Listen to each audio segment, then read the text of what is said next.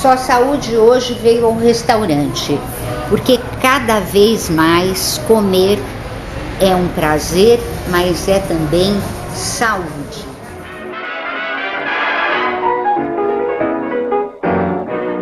You're the top, you're the Colosseum.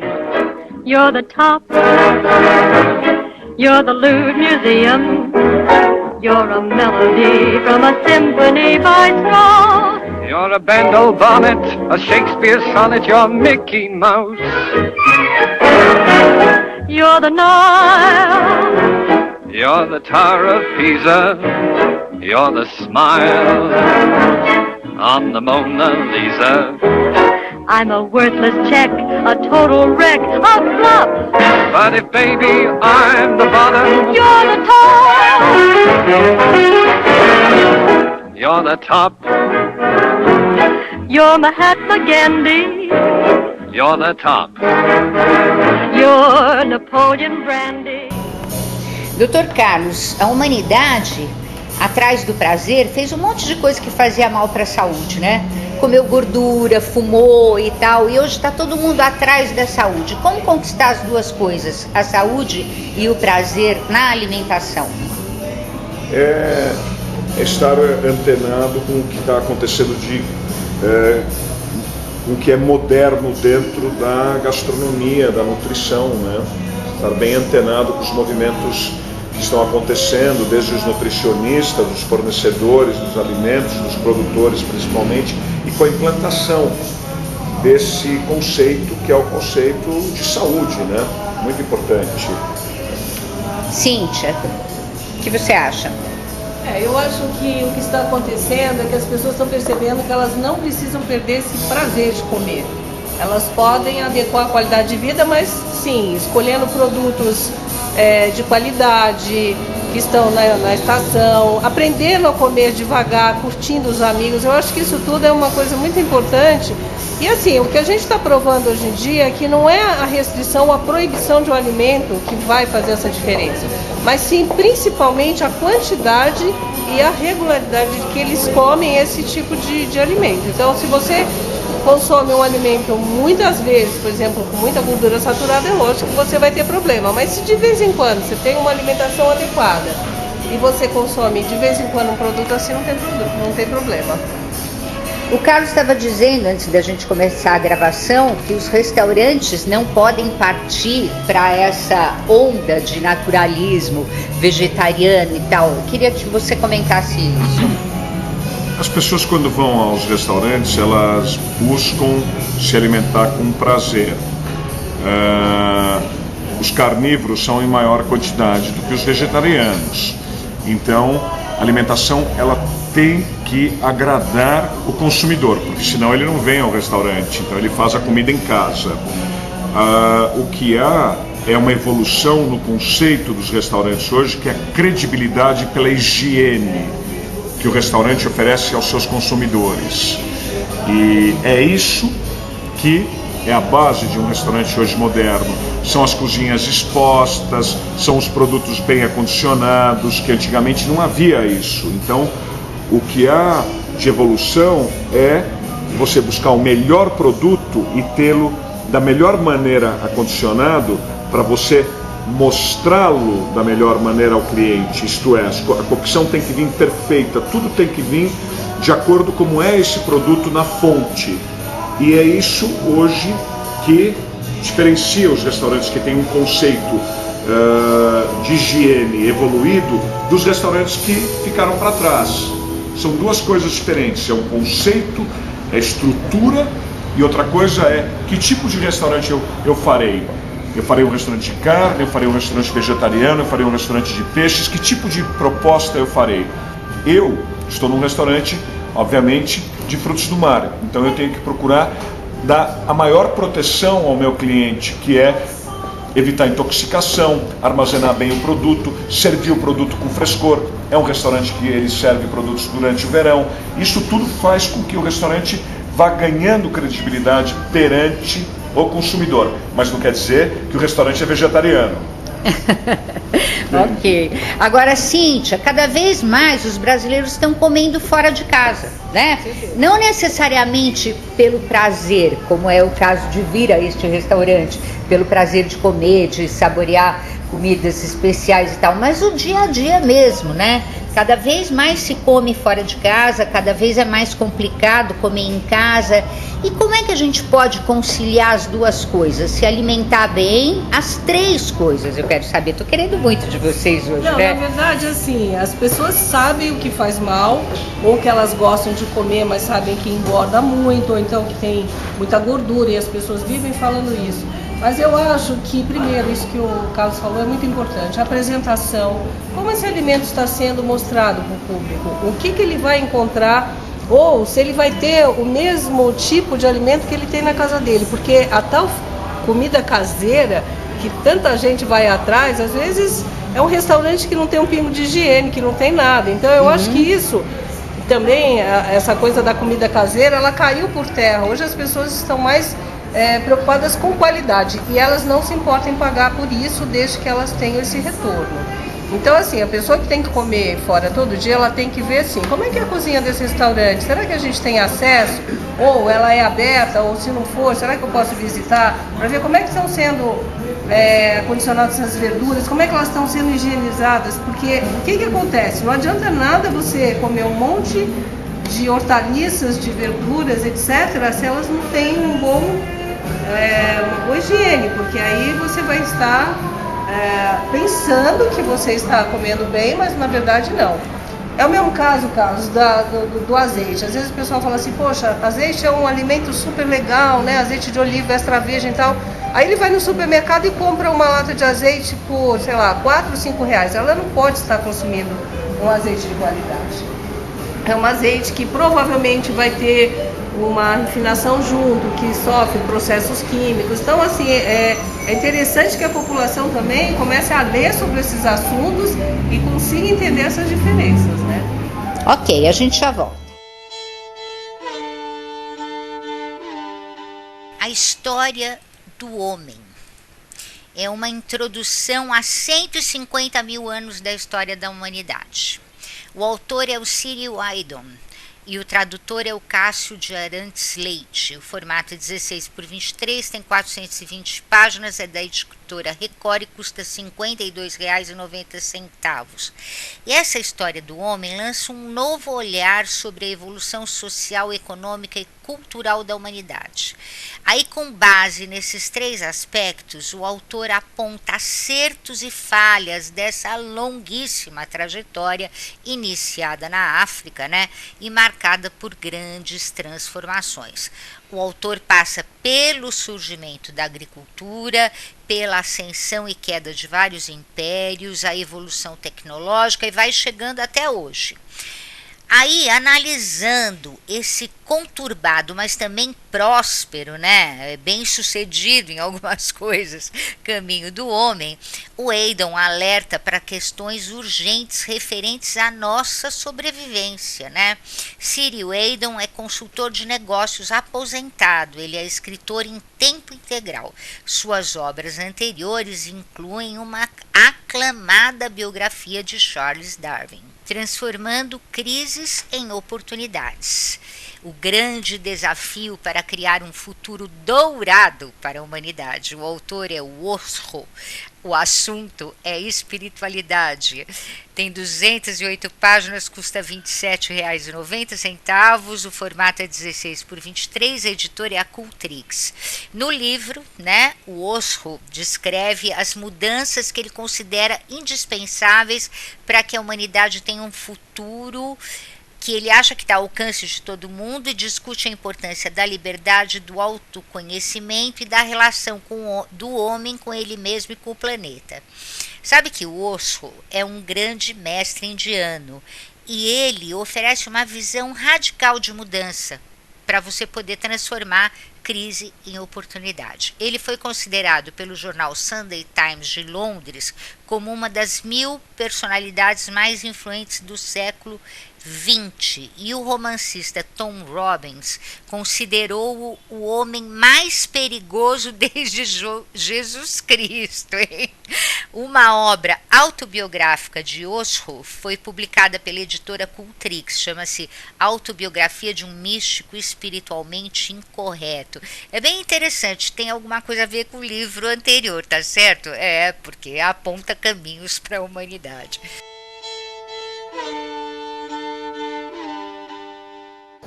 Carlos, você como médico e restauranteiro, como é que você vê os restaurantes modernos? O que é hoje um restaurante de ponta? Qual é a grande preocupação dele? Os restaurantes de ponta, eles sempre foram e sempre serão os restaurantes que servem o melhor produto ao cliente. É o que há de melhor. Você quer comer um peixe, você tem que ir a um restaurante que te serve um peixe fresco, um peixe de procedência, um peixe que você sabe que ele vai te fazer bem. E, junto a isso, servir o melhor produto, você tem o que se chama a cocção, você tem que ter o sabor, você tem que ter o grande chefe dentro de um restaurante, porque não adianta nada você ter o melhor produto, a melhor decoração, o melhor acondicionamento e você não ter um grande chefe que não dá sabor na cozinha. Então esse sempre foi o melhor restaurante e sempre será o melhor restaurante. Sim, mas hoje, além do sabor, existe também a preocupação com a saúde, não é? Não é só o melhor produto, mas é a maneira como você prepara, o que você coloca de gordura, não existe isso também? Não existe uma preocupação com a comida saudável também dentro do restaurante? Existe. Esse é um conceito evolutivo que vem crescendo muito porque entrou o problema dos resíduos tóxicos nos últimos anos, aí 40, 50 anos para trás, e todas as doenças associadas às doenças do alimento. Então, muito bem, na medida em que houve uma maior incidência das doenças dos alimentos, hoje os produtores querem assegurar aos seus consumidores que eles têm que produzir os alimentos com mais saúde. Entrou o movimento verde, o movimento dos orgânicos, os produtores locais, e isso fez com que os restaurantes se preocupassem mais com a saúde. Daí surgiu a figura do nutricionista no restaurante. Antigamente, nutricionista não era lugar de consultório, não era lugar de restaurante. Hoje, eu sou um médico e sou nutricionista, as duas coisas. Talvez esteja no lugar errado, mas penso que sempre pode haver uma contribuição muito grande de um nutricionista dentro de um restaurante. Aliás, deve haver. Como é que a nutricionista vê isso? Eu acho que isso é um ponto importante, inclusive esse casamento da área médica com a nutrição, que antigamente era uma coisa muito complicada, né? O médico às vezes não aceitava muito vamos dizer, a influência da nutricionista nesse sentido, mas hoje já existe um casamento perfeito nessa área, inclusive muitos médicos têm nutricionistas no próprio consultório. Mas eu acho que uma coisa importante que o Carlos falou é o seguinte: hoje você tem meios até no supermercado de saber se um produto que você está comprando, se aquela indústria tem uma preocupação com o meio ambiente. Que isso é um ponto que está pegando bastante nessa coisa da sustentabilidade. Então, se você vai, por exemplo, num restaurante que você não sabe qual é, você pode se informar no próprio restaurante qual é a origem daquele produto. Ele está vindo de alguma fonte que não seja muito legal, porque a maioria dos restaurantes comuns, eles funcionam assim, eles trabalham à base de preço e não de qualidade. Agora, quando você junta as duas coisas, aí fica perfeito, né? Sim, aí sim, né? Concordo. Preço e qualidade.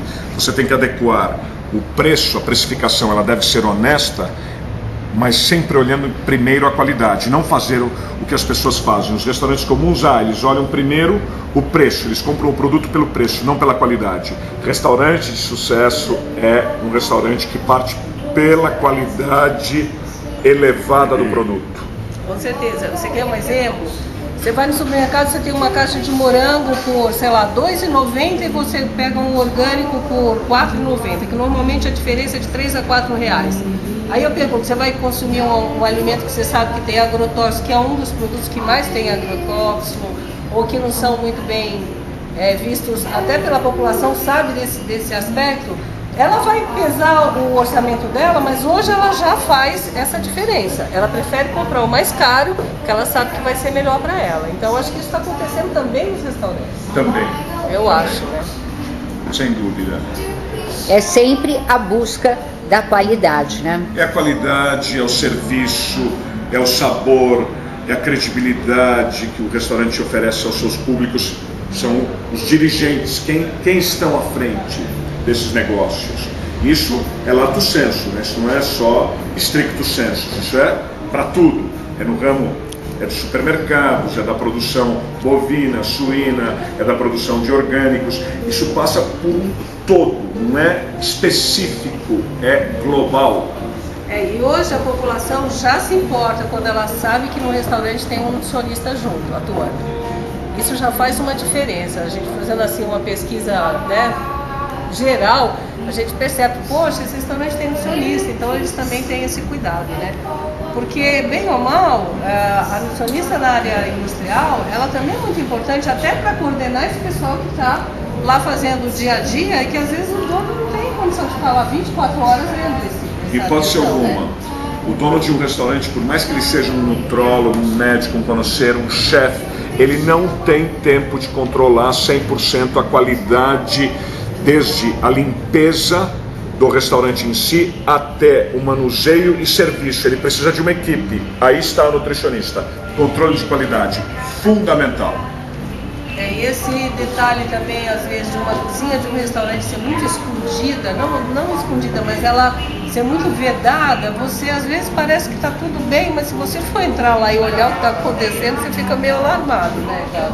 Fica. Muito importante. Isso é uma coisa que eu achava o máximo, né? Estou pensando em um restaurante novo hoje, mas no antigo Porto Rubaiá era um barco, né? Aquela cozinha toda aberta ali junto Sem com a dúvida. gente, onde você via o cuidado que você tinha com teus equipamentos e com teus funcionários. Tanto que nesse Porto Rubaiá, além de eu ter me preocupado com todo esse layout de cozinha, eu estou lançando a minha cozinha exposta agora, porque eu lancei um restaurante, que era um restaurante antigo, mas eu estou adaptando o conceito de um restaurante antigo que não estava bem construído a um restaurante de ponta, que é o Porto Rubaiá.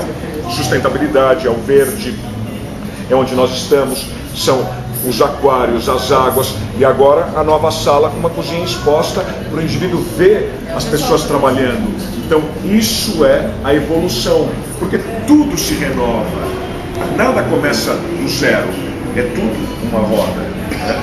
Isso eu acho que é um ponto fundamental, porque você está mostrando seu trabalho abertamente assim, né? Olhar, né? Claro.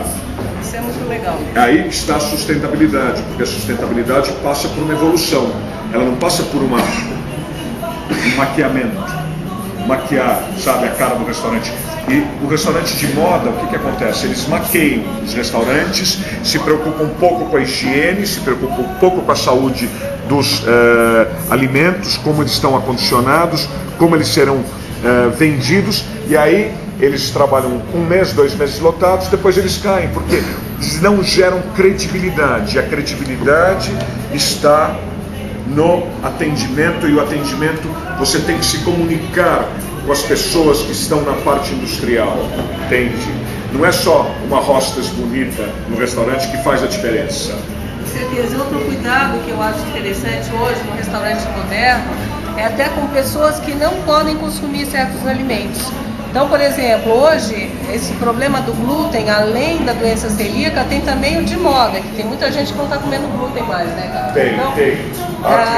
Há clientes, a intolerância ao glúten é uma incidência, ela é pequena, mas existe. As pessoas que vêm de fora, principalmente de Londres. Ontem eu atendi uma cliente de Londres e ela perguntou quais eram os alimentos que ela poderia comer, porque ela tinha intolerância ao glúten. Obviamente eu diagnostiquei isso rapidamente quando ela começou a conversar comigo, e eu não perguntei para ela se ela tinha intolerância ao glúten, porque isso daí é uma coisa, é algo desagradável você perguntar qual é a restrição que o indivíduo tem. Mas um dono de restaurante que ele tem conhecimento de causa na área de nutrição, ele fala, não, este alimento ele contém farinha integral, ele não contém, a senhora pode comer este, porque aqui é saúde 100% para a senhora, porque você já está sabendo que a pessoa tem intolerância ao glúten.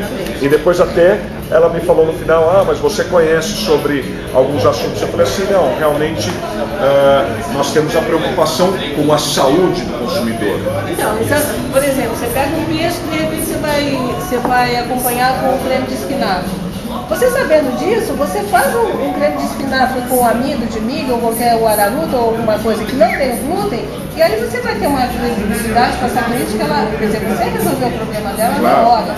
E dentro de uma cozinha como a tua, você faz isso no piscar de olhos, né? Tem que ter a formação de equipe. E a nutricionista, ela se tornou uma figura essencial no restaurante, porque ela consegue formar um funcionário de menor escalão e trazê-lo à realidade de um consumidor antenado, moderno, com gastronomia, com evolução, com nutrição, com saúde. Daí surgiu a nutrologia, que é um ramo que não é só, é um ramo na área médica, que ele é não somente de consultório, mas a nutrologia ela está expandindo na área de produção de alimento, no combate à obesidade, no combate à desnutrição, no que há de melhor de alimentação para as pessoas crescerem o que tem de mais importante, que é saúde. Porque depois da saúde só pode ter educação, né? Outra coisa que eu acho importante também para um restaurante moderno é estar antenado dentro dos alimentos funcionais, que são os alimentos que têm alguns atributos maiores na área de nutrição. Por exemplo, a quinoa, ou quinoa, né? Como o pessoal fala. Você pode, às vezes, ter um prato acompanhando, em vez de um arroz, por exemplo, uma quinoa que vai chamar a atenção do pessoal. Quem não conhece vai querer experimentar. Então, eu acho que isso também faz parte de uma motivação e conhecimento dentro dessa área nova, né? Cada vez mais sabor e saúde. A gente já volta para as considerações finais dos nossos dois maravilhosos convidados de hoje.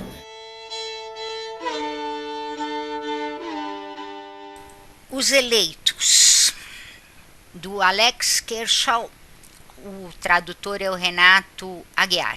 Tem 336 páginas, formato 16x23, custa R$ 59,90 e a editora é Record. Esse é um daqueles livros que conta uma daquelas histórias inacreditáveis, né? Porque assim, foi no verão de 1940 que as forças aéreas britânicas viveram uma das maiores batalhas da Segunda Guerra Mundial. Para defender a Grã-Bretanha de uma invasão nazista, foram convocados cerca de 3.000 pilotos. A maioria era formada por cidadãos das nações integrantes do antigo Império Britânico. Mas também teve outros pilotos de outros países, entre os quais os Estados Unidos. A história dos americanos que ignoraram a postura até então neutra dos Estados Unidos na Segunda Guerra e decidiram lutar contra os exércitos de Adolf Hitler está sendo contada aqui nesse livro dos eleitos, que chama Os Eleitos, que é do Alex Kershaw. Através de uma pesquisa, o autor reconstituiu a vida desses pilotos, né, americanos e revela ainda informações inéditas, como, por exemplo, o Billy Fisk, que era um dos pilotos, ter sido o primeiro americano a morrer na Segunda Guerra, muito antes do bombardeio de Pearl Harbor, que só foi em 1941, né? Então, 5 anos após o fim da Segunda Guerra, apenas um desses 7 americanos, né, ainda estava vivo. É uma história desconhecida de muita gente, inclusive dos próprios americanos, e é bem bacana conhecer. Alex Kershaw é autor dos best-sellers O Longo Inverno e The Bedford Boys, também publicados pela editora Record, além de 2 biografias.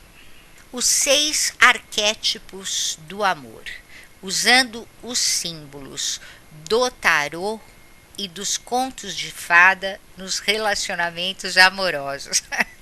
Bem legal. O autor é o Alan Hunter, o assunto é Psicologia e Desenvolvimento Pessoal, 184 páginas, R$ 29,90, formato 16x23, a editora é a Pensamento.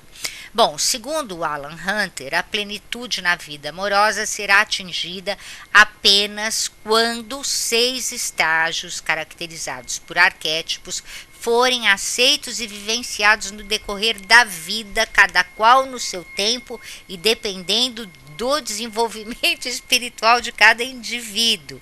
Para identificar esses 6 arquétipos, o escritor usa os símbolos do tarô: o inocente, o órfão, o peregrino, o guerreiro amante, o monarca e o mago, e concretiza conceitos usando personagens conhecidos, reais ou imaginários, como o casal Charles e Diana, protagonistas de série de TV, conto de fada, herói da mitologia, tal. É incrível esse livro.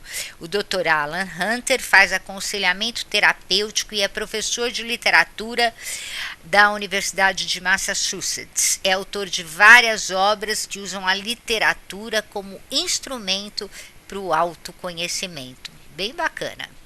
Liderança motivacional para iniciantes. Estratégias infalíveis para estimular a cooperação. O autor é o Scott Snare. O assunto é administração e motivação. 280 páginas, R$ 39,90, formato 16x23, a editora é a Cultrix.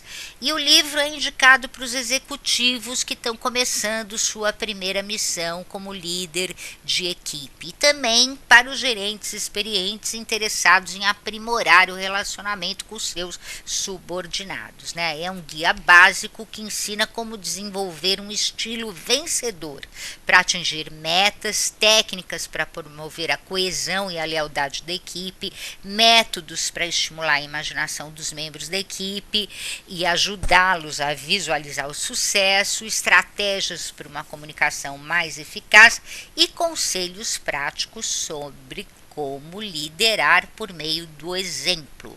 Scott Snare é mestre em administração, é formado pela West Point, onde dá aulas para cadetes, é autor de livros sobre administração e liderança, publicados no mundo inteiro em 10 idiomas. Ele é militar e, como tal, ele atuou na libertação do Kuwait na década de 1990 e também atuou na iniciativa privada nas áreas de venda, produção e gerenciamento de logística. O homem sabe do que ele está falando, né?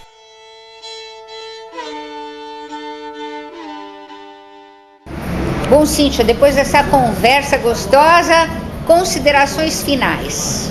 Olha, Isabel, eu acho assim, a nutrição hoje, a gastronomia, enfim, toda a área de alimentação, ela tem que estar, sim, preocupada com todos esses detalhes que a gente conversou aqui nessa entrevista e dizer o seguinte: comer é um prazer e você pode consumir todos os tipos de alimentos, desde que sejam com moderação e também com qualidade. Aí você vai chegar na terceira idade super bem para poder curtir as coisas boas da vida, porque realmente comer, para mim, ainda é uma das melhores coisas da vida. Sem dúvida. Carlos, considerações finais. Concordo muito com a Cíntia, porque se você não comer bem e você não cuidar da tua saúde, você vai ter um envelhecimento com baixa qualidade de vida. E tudo que nós queremos na vida é ter longevidade e qualidade de vida. E uma boa saúde começa por uma boa higiene bucal. Você é o que você come. Gente, muito obrigada. You're the top. You're the Colosseum. You're the top. You're the lewd museum.